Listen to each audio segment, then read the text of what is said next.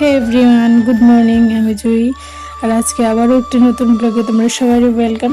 আর এদিকে আজকে আমার দিনটা শুরু করলাম ফুল দিয়ে, কারণ ঘুম থেকে উঠে সুন্দর সুন্দর ফুলটি আমি দেখতে পাই। তারপর কালকে আমার বড়দা আগরতলাতে গেছিলো, তো আমরা আমার দাদু বড়দারে মানে একটা পপকর্ন কিনে দিছিল।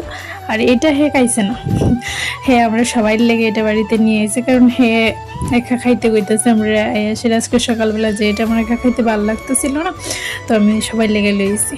আর বড়দা হইল গিয়ে আমার কাকাতো ভাই, মানে আমরা সবাই ছোটোর থেকে এক বাড়িতে থাকছি, আমরা জয়েন্ট ফ্যামিলি আসলো অনেক বড় হওয়ার পরে আমরা আলাদা হয়েছে।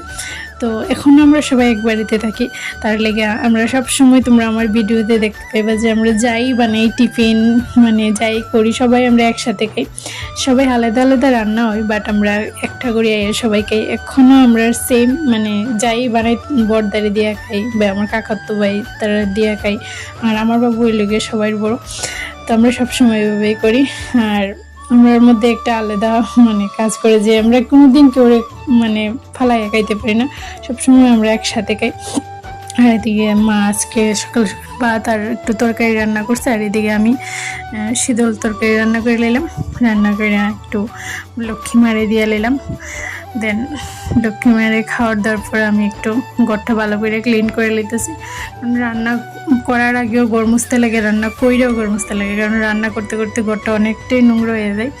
তো এদিকে আজকের ওয়েদারটা একটু দেখো ভাই, এত ভালো লাগতেছে। আমি পুকুরে মানে বাসন ধোয়াত গেছিলাম, আর এই ওয়েদারটা কি হইতাম, আমার তো এত ভালো লাগতেছে ওয়েদারটা দেখা। তাই লেগে আমি একটু ভিডিও বানাইলেই কিছু করার মতন, এত সুন্দর ওয়েদারটা লাগতেছিল। আর এদিকে আমি বাসন টাসন ধুয়ে লাইতেছি রান্না করার পরে, কারণ রান্না করতে গেলে অনেকগুলি বাসন বইরে যাবে। তো এইদিকে আমি ধুয়ে লাইছি সবটি বাসন, তারপরে আমি ভাত খেয়ে নিলাম। আর এদিকে দিদি স্কুলে যেতেছে গিয়ে। তো আজকে ফাইনালি সূর্য মামা উঠছে, তো এতগুলি কাপড় ধুয়ে রাখছিলাম, এটি ভালো করে শুকানি হয়েছে না।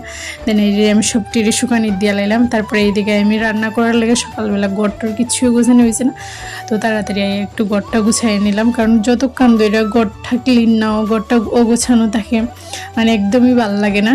মানে হোক গড় খুব সুন্দর বা হোক মানে নর্মাল বেড়ার গড় হোক, যাই হোক মানে মাটির গড় হোক, যাই যেমন হোক, গড়টা যদি গুছানো থাকে সত্যি মানে গড়ে বইতেই অনেকটা ভালো লাগে। তারপরে আমি এদিকে গড়টর গুছিয়ে নিলাম।